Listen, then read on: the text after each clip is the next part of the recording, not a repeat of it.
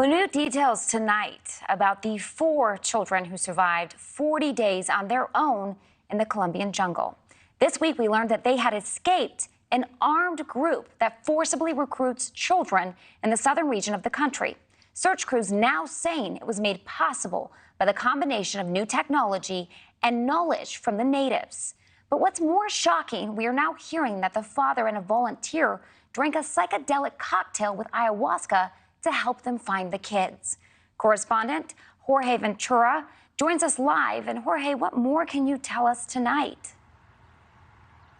Well, Kelsey, the father says that a volunteer prepared that drink for their search teams. Now, ayahuasca is a plant-based psychedelic that indigenous groups in the Amazon have used for years when it comes to sacred rituals. The groups believe that it would induce their visions and then eventually actually lead them to the children. Now, the rescue teams, including the indigenous group, took this ayahuasca tea cocktail on the 39th day. That's one day before the children were found. Then the next day, an elder drank the ayahuasca tea. He then told a rescuer that he saw the children and that they would be found, which later that day they would be. That would be on the 40th day of search and rescue. The children's father told the Associated Press that he credits the ayahuasca, the YHT, and his visions for helping find the missing children. It's quite the remarkable detail, Kelsey.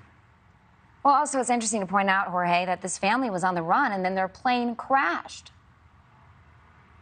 That's right. The children and their mother were trying to flee from a region in Colombia that they say that was basically being controlled by different armed groups fighting for the territory there. Now, the father of the youngest 2 survivors told the New York Times that the children wanted to get away from that area because different armed control groups were fighting for the control of that territory. And the main reason that the family was concerned is that these armed groups were known for killing and recruiting children. This has been a real issue in that region of Colombia since 2016, when the armed control forces of Colombia actually lost control of that area there. But now the good news is that those 4 children are safe. They are recovering and are in good health in a hospital in Bogota. That's according to Colombian officials. The children will be there for at least 2 more weeks before being released. Kelsey?